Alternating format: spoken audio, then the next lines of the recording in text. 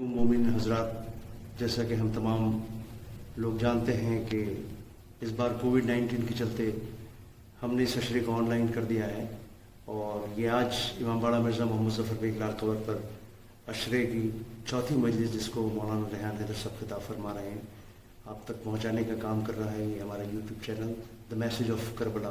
اس کے علاوہ electronic media, print media بھی اس کام میں لگے ہوئے ہیں، جس سے زیادہ لوگوں تک یہ کربلا کا پیغام پہنچ سکے اور لوگ گھر بیٹھے ہی اس عزاداری کو سن سکیں اور لوگوں تک پہنچانے کا کام کریں۔ اور میری تمام لوگوں سے گزارش ہے کہ اس ایام اعزاں میں سوشل ڈسٹینسنگ کا پالن کریں اور اپنے آپ کو، اپنے تمام عزاداروں کو اور عزاداری کو سیو کرنے کا کام کریں، اور آپس میں بھائی چارہ اور پیار محبت سے شانتی کے ساتھ اس ایام اعزاں کو منانے کی کوشش کریں۔ شکریہ۔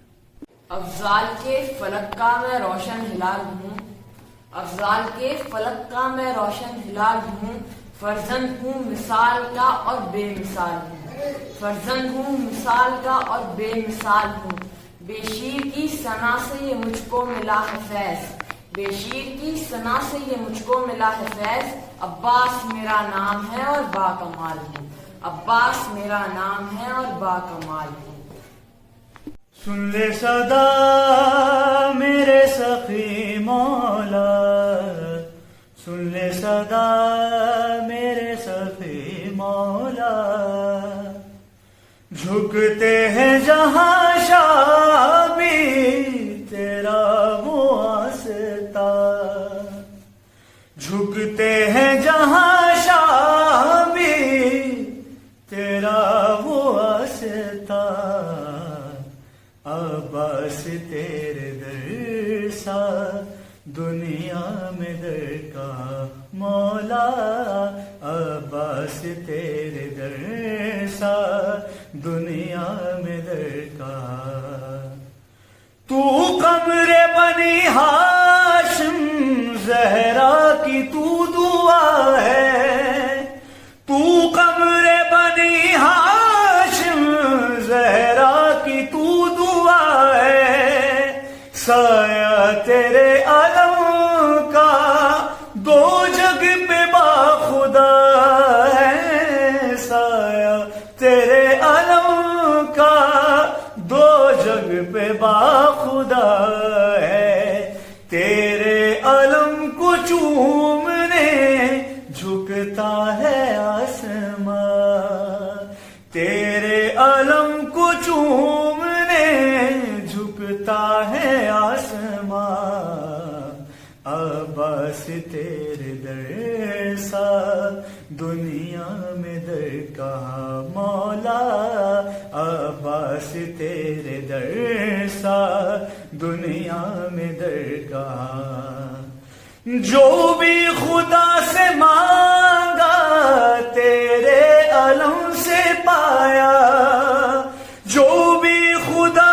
سے مانگا تیرے علم سے پایا، تیرے علم کا سایہ ہے کبریا کا سایہ، تیرے علم کا سایہ ہے کبریا کا سایہ، کیوں نہ تیرے علم پہ آ کر کہے جہاں، عباس تیرے در سا دنیا میں در کہاں مولا، عباس تیرے در سا دنیا میں در کہاں، شیر خدا ہے بابا اور شیر کربلا تو، شیر خدا ہے بابا اور شیر کربلا تو، تیرے در پہ جو بھی آئے مشکل کرے کشا تو، تیرے در پہ جو بھی آئے مشکل کرے کشا تو، تیرے دیے جلاتا ہے اس لیے جہاں، عباس تیرے در سا دنیا میں در کہاں مولا عباس تیرے در سا دنیا میں درکار روزے پہ تیرے آ کے احساس یہ ہوا ہے روزے پہ تیرے آ کے احساس یہ ہوا ہے یہ گھر ہے پنجتن کا اس گھر میں ہی خدا ہے یہ گھر ہے پنجتن کا اس گھر میں ہی خدا ہے سجدے میں گر گیا میں دے کر یہی بیان عباس تیرے در سا دنیا میں در کا مولا عباس تیرے در سا دنیا میں در کا در در بھٹکنے والوں ایک بات میری مانو در در بھٹکنے والوں ایک بات میری مانو بے دست اس سخی کے در پر جبھی جھکا لو بے دست اس سخی کے در پر جبھی جھکا لو بے ساختہ کہو گے کھولو گے جب زبان عباس تیرے در سا دنیا میں در کا مولا عباس تیرے در سا دنیا میں گر کا جھکتے ہیں جہاں شاہ بھی تیرا وہ واسطہ جھکتے ہیں جہاں شاہ بھی تیرا وہ واسطہ عباس تیرے در سا دنیا میں در کا مولا عباس تیرے در سا دنیا میں در کا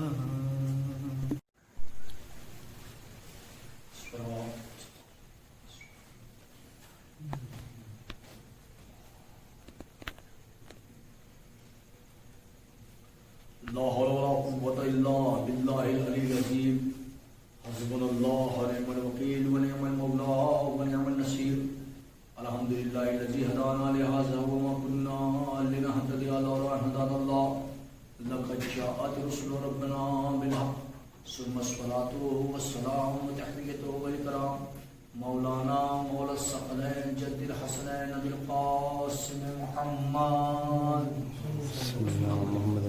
وعلى الطيبين الطاهرين المعصومين المنتجبين المنتخبين المظلومين ولعنة الدائمة على أعدائهم ومنكر فضائلهم ومصائبهم وعظمتهم وعطشهم أجمعين من ليلنا هذه إلى يوم الدين أما بعد فقد قال رسول الله صلى الله عليه وآله وسلم حسین منی وانا من الحسین صلی اللہ علیہ وسلم.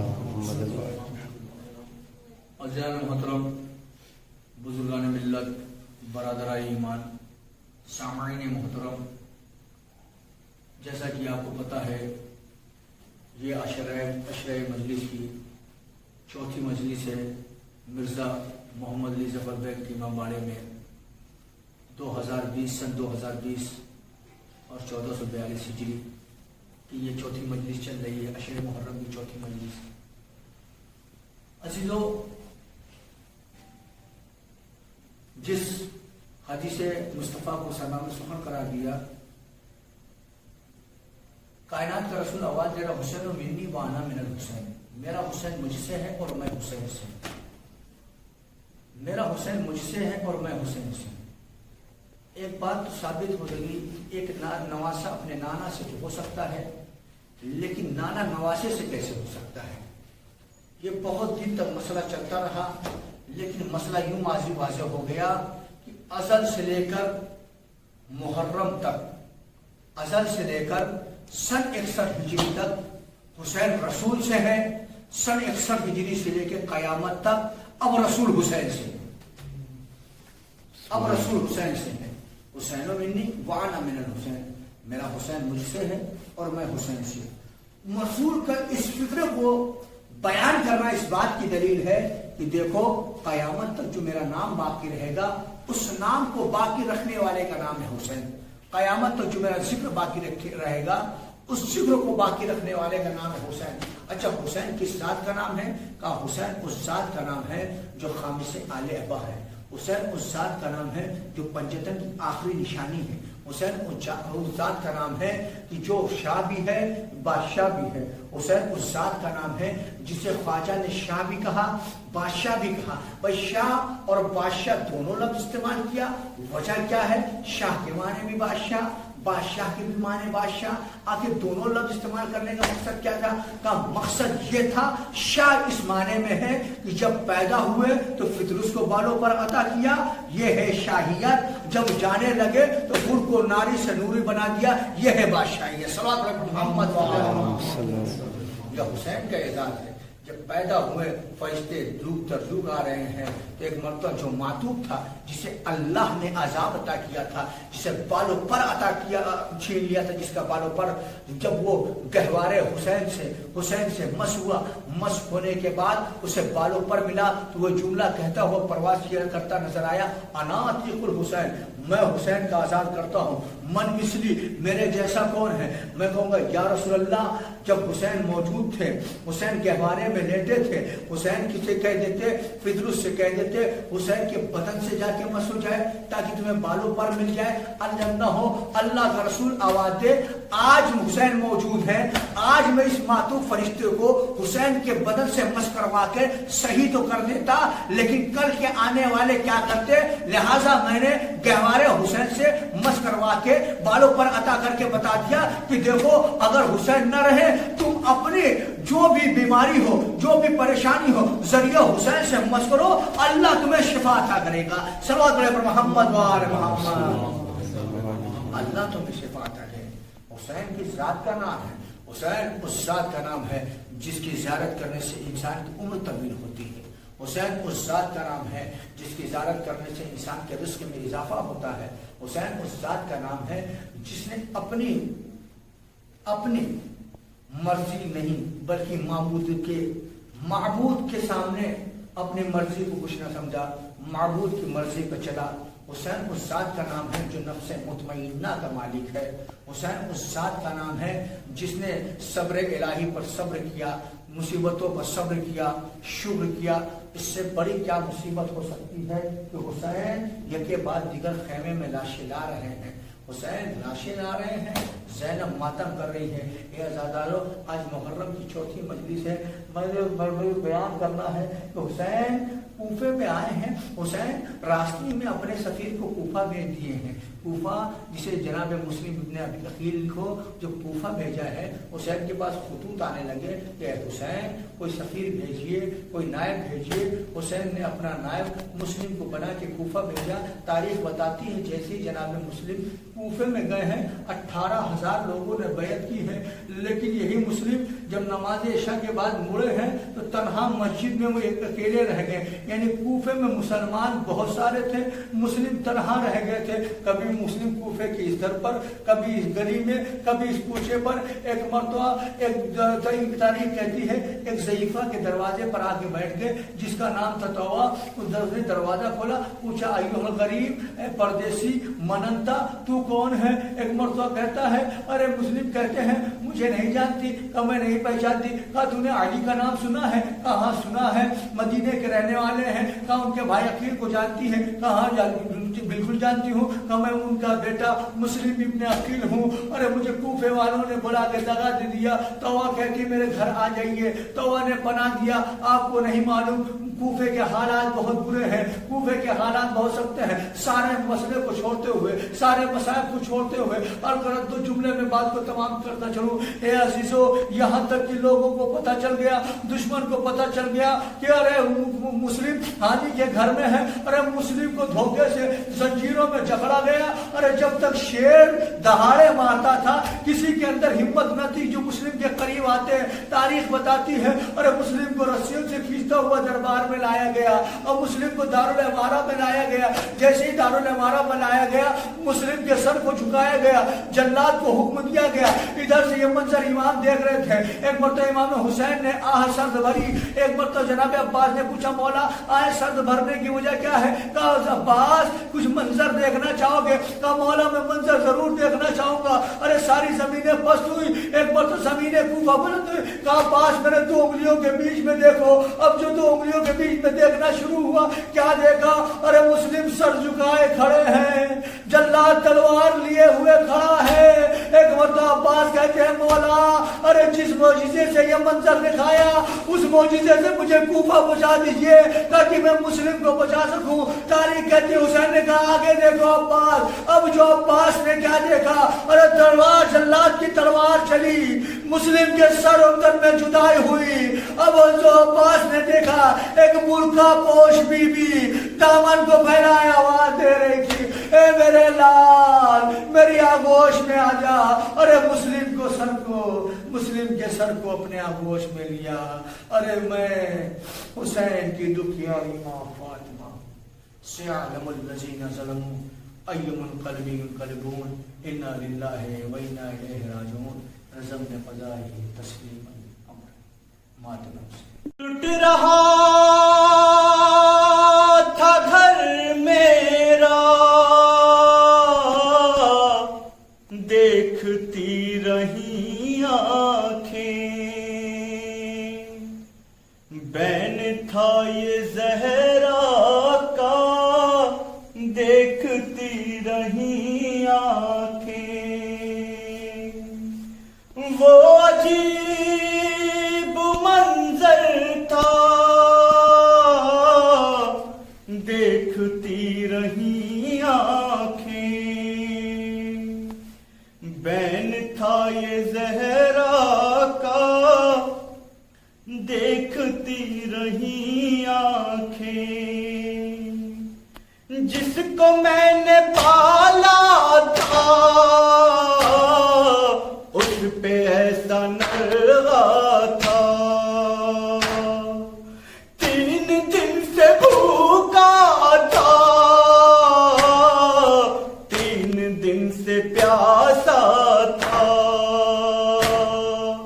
پیٹتی تھی میں سر کو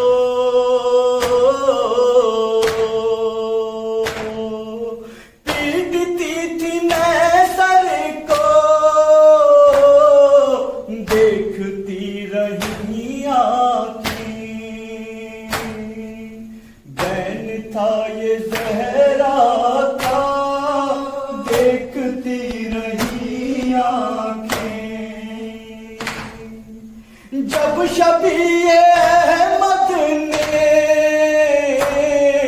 سینے پہ سینہ کھائی, سر کو پیٹتی باہر مامتا نکل آئی. حال تھا یہ لیلا کا,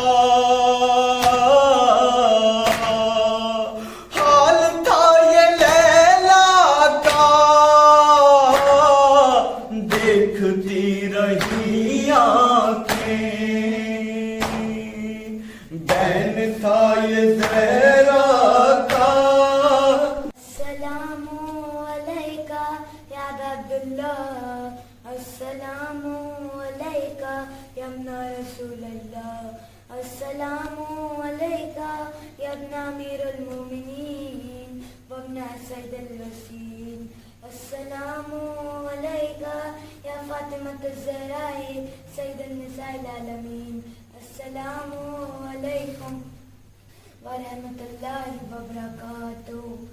السلام علیکہ یا مولانا وابن مولانا, السلام علیکہ یا غریب الغربا, السلام علیکہ یا سلطان ابو الحسن علی بن موسی رضا ورحمۃ اللہ وبرکاتہ. السلام علیکہ یا صاحب العصر والزمان, علمان علمان علمان, السلام علیکہ یا خلیفۃ الرحمن، السلام علیکہ یا شریک القرآن، السلام علیکہ یا مولانا صاحب العصر والزمان، السلام علیکم ورحمۃ اللہ وبرکاتہ، اللہم صلی علی محمد وعلی محمد۔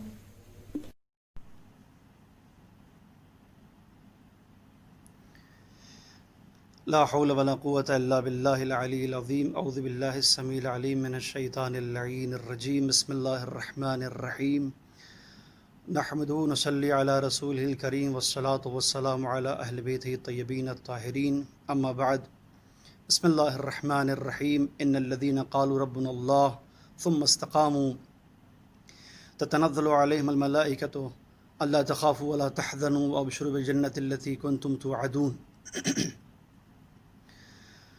حضرات گرامی قدر، ہماری یہ گفتگو کا سلسلہ آج چوتھا دن ہے۔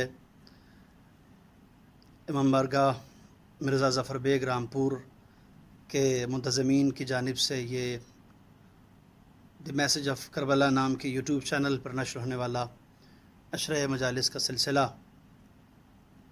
ہمارا موضوع گفتگو حسینی زندگی ہے، اور جس آیت کی میں نے تلاوت کی ہے وہ سورہ فصلت کی آیت نمبر 30 ہے، جس میں ارشاد ہوتا ہے کہ بے شک وہ لوگ کہ جو اللہ کو اپنا، جنہوں نے رب کہا اور اس پر وہ ثابت قدم رہے، بے شک ان کے اوپر ملائکہ نازل ہوتے ہیں، اور ملائکہ ان پر نازل ہونے کے بعد ان سے کہتے ہیں کہ ڈرو نہیں، خوف کی اور گھبرانے کی کوئی بات نہیں ہے، پینک ہونے کی ضرورت نہیں ہے، ولا تحزنوا، اور کسی بھی قسم کے سیڈنس اور کسی بھی قسم کے رنجیدگی کی بھی کوئی وجہ نہیں ہے، کیونکہ تمہارے لیے اسی جنت کی بشارت ہے جس کا تم سے وعدہ کیا جا چکا ہے۔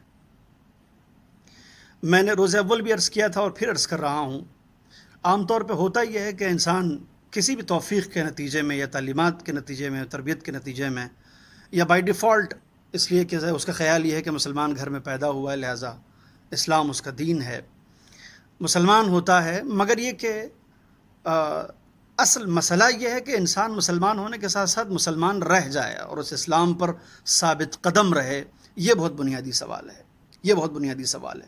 کئی دفعہ بہت اچھوں کے پائے ثبات میں لغزش آ جاتی ہے، اور انسان اس طرح کی زندگی نہیں گزار پاتا جو جسے اسلام نے آئیڈیل زندگی قرار دیا ہے۔ اسلام کی نظر میں بالخصوص آج کے اس کنٹمپریری ایج میں اور اس دور میں جو زندگی سب سے زیادہ آئیڈیل ہے جو دنیا میں صورتحال ہے، امام حسین کی زندگی ہے۔ چنانچہ ہمارا عنوان گفتگو حسینی زندگی۔ حسینی زندگی کے کچھ خاص علامات ہیں، کچھ خاص ویلیوز اور قدریں ہیں جو حسینی زندگی کی پہچان ہے، جس سے میں نے کل کچھ باتیں عرض کی تھیں اور آج پھر کچھ باتیں عرض کروں گا۔ جو چیزیں بنیادی طور پر امام حسین کی زندگی کا خاصہ ہیں، اس میں نے کل عرض کیا تھا کہ زندگی کے ہر آن، ہر سانس میں خدا کے وجود کا احساس کرنا کہ اللہ حاضر و ناظر ہے، اور اس کے عشق میں ہر ایک لمحے کو بتانا، یہ خاصہ ہے امام حسین کی زندگی کا اور امام حسین کے طریقۂ زندگی کا۔ اگر جسے بھی اس طریقہ کار کو اختیار کرنا ہے، اسے صحیح ٹھیک وہی طریقہ اختیار کرنا ہوگا کہ جو امام حسین کا طریقہ کار تھا زندگی گزارنے کے لیے۔ اس کے علاوہ جو دو چار ہائی لائٹڈ قسم کے پوائنٹس ہیں وہ امام حسین کی زندگی کے، وہ انہیں آپ مساوات کہہ سکتے ہیں، ایکویلٹی یعنی برابری کا حق دینا، اخلاق کہہ سکتے ہیں جو بہت بنیادی خاصہ ہے امام حسین کی سیرت کا، ایثار اور قربانی کا جذبہ، یہ بہت ہی زیادہ نمایاں صفت ہے امام حسین کی زندگی کی۔ اور سب سے اہم جو مقصد کربلا بھی ہے وہ امر بالمعروف اور نہی عن المنکر ہے۔ یہ کچھ ایسی چیزیں ہیں کہ جو امام حسین کی زندگی میں بہت بنیادی حیثیت رکھتی ہیں۔ ہم ظاہر ہے کہ اس مختصر سے وقت میں سب پر گفتگو نہیں کر سکتے، اس ایک پوائنٹ پہ بات کرتے ہیں، مساوات جسے ایکویلٹی کہا جاتا ہے، جسے برابری کا حق کہا جاتا ہے۔ آپ دیکھیں تو دنیا کی تمام تر اکیڈمک اور سویلائزیشنل جو سینس ہے وہ بہت ترقی کر کے اور بہت اڑ کے اگر سوچتا ہے تو یہ کہتا ہے کہ معاشرے میں سہنشیلتا گھٹتی جا رہی ہے، ایک دوسرے کو برداشت کرنے کا جذبہ کم ہوتا جا رہا ہے، تحمل کم ہوتا جا رہا ہے، لوگ پیشنس کھو رہے ہیں، جبکہ اسلام نے 1400 برس پہلے ایک دوسرے کو برداشت کرنے کی بات نہیں کہی ہے، بلکہ ایک دوسرے کو برابری کا حق دینے کی بات کہی ہے، ایک دوسرے کا احترام کی بات کہی ہے اسلام نے، میوچول رسپیکٹ کی بات کی ہے اسلام نے۔ برداشت کرنا تو بہت دور کا اور بالکل آؤٹ ڈیٹڈ قسم کا نظریہ ہے جو اس وقت دنیا کی تمام تر ترقیات کے باوجود لوگ اس سلسلے میں اسی حد تک سوچ پاتے ہیں۔ اسلام نے 1400 برس پہلے برابری کے حق دیے جانے کی بات کی ہے، احترام کی بات کی ہے، آپسی احترام کی فضا کی بات کی ہے، نہ صرف یہ کہ ایک دوسرے کو برداشت کرو بلکہ ان کا احترام کرو۔ چنانچہ ہم آج کے اس طبقاتی اور اس جتنے بھی کیٹیگریز میں بٹے ہوئے جو سماجی نظام ہے، اس میں اگر ہم اس کو دیکھیں کہ آج کن کن ناموں پر سماج میں تقسیم بندیاں ہیں اور بائیفرکیشنز ہیں، کیٹیگرائزیشنز ہیں، لوگوں کو تقسیم کر دیا گیا ہے الگ الگ خانوں میں۔ عزیزوں، آپ دیکھیں حضور اکرم نے 1400 برس پہلے عرب کے اس خوش لہن اور اچھے تلفظ والے عربوں کے درمیان بلال کو مؤذن بنایا، جن کا سین شین اور قاف درست نہیں تھا، مگر چونکہ وہ جذبہ خلوص سے مالا مال تھے، رسول نے انہیں مؤذن بنایا۔ یعنی کیا مطلب؟ کسی شخص کو اس کے رنگ کے بنیاد پر ویسا قرار نہیں دیا جا سکتا، بلکہ اس کے اندر جس جوہر کی تلاش ہے وہ خلوص کا جوہر ہے، وہ بلال میں پایا جاتا تھا۔ لہٰذا تمام تر موٹے موٹے شین قاف والے نئے قسم کے مسلمان شدہ عربوں کے درمیان رسول نے بلال کو اپنا مؤذن قرار دیا۔ یہ بہت بڑی بات ہے، یہ بہت بڑا مسئلہ ہے۔ اسلام نے ہمیشہ مساوات کی بات کی ہے، برابری کی بات کی ہے۔ شاید ہمارے کسی رسپیکٹڈ قسم کو سننے والے کے ذہن میں یہ بات آئے کہ اسلام کیسے مساوات کی بات کر سکتا ہے، اس دین میں تو مردوں کا اکیرا حق ہے اور مردوں کا دوہرا حق ہے، عورتوں کا اکیرا حق ہے، تو کہاں سے مساوات ہوا؟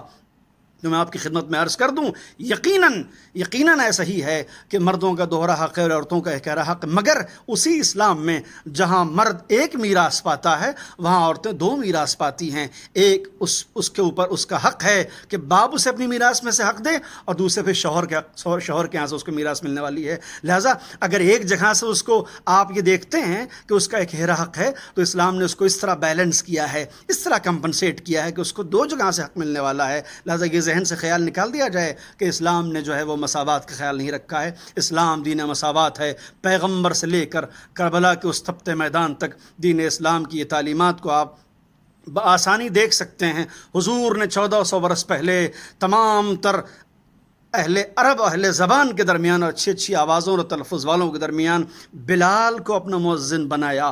اور ادھر کربلا کے میدان میں آپ دیکھیں امام حسین علیہ السلام ہیں کہ جنہوں نے جس زانو پر شبیہ پیغمبر حضرت علی اکبر اپنے بیٹے اپنے جوان لال کا سر رکھا، اسی زانو پر جناب جون کا سر رکھا۔ اس سے بڑی دنیا کو مساوات اور برابری کی کیا مثال مل سکتی ہے؟ وہ کربلا کا میدان جس کا ہر لمحہ ہر قدم تعلیم ہے، اور ہر لمحہ جو ہے وہ ایک دستور العمل ہے ہماری زندگیوں کے لیے۔ ہاں عزیزوں، امام نے ہر موقع پر یہ اصول مرتب کیے ہیں۔ چنانچہ نہ صرف یہ کہ اسی زانو پر جناب جون کا سر رکھا جس پر اپنے بیٹے کا سر رکھا، بلکہ جناب حر کے بیٹے اور اس کے غلام ان کے غلام کے جنازے پر جناب حر سے پہلے پہنچے۔ اتنا زیادہ عزت نفس کا خیال رکھا، اتنا زیادہ برابر سے جینے کا حق دیا۔ لہٰذا اگر سب کے حسینی اختیار کرنا ہے، زندگی حسینی اختیار کرنا ہے، تو پھر سب کو جینے کا حق دینا ہوگا، سب کو احترام کی نگاہ سے دیکھنا ہوگا۔ آئیے عزیزوں، ہم کربلا کے میدان میں دیکھتے ہیں۔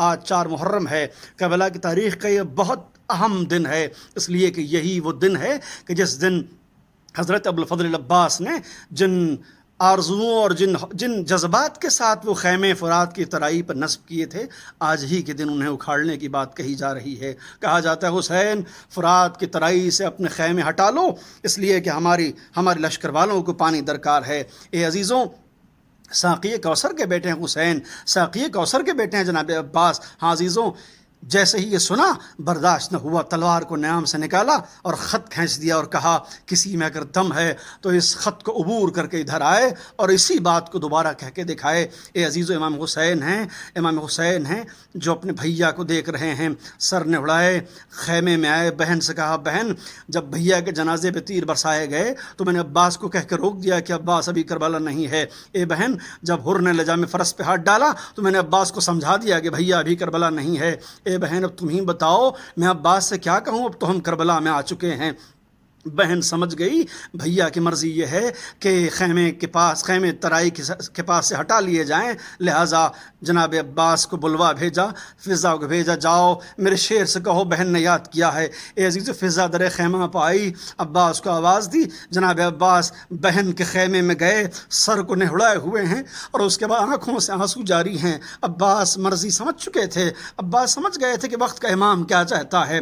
روایت بتاتی ہے جیسے ہی بہن کا اشارہ سنا، جیسے ہی بھیا کی مرضی سنی، فوراً تلوار کو زانو پر رکھ کے توڑ دیا اور اس کے بعد کہا کہ میں عین شجاع ہونے کے ساتھ ساتھ مطیع و فرمانبردار بھی ہوں، اگر یہ امام کی مرضی کے خلاف ہے تو میں قطعاً ایسا نہیں کرنے والا ہوں۔ عجب نہیں، زہرم نے آواز دی، بھیا آج آپ ہو تو یہ سارے فیصلے لیے جاتے ہیں، عاشور کے بعد کیا ہوگا؟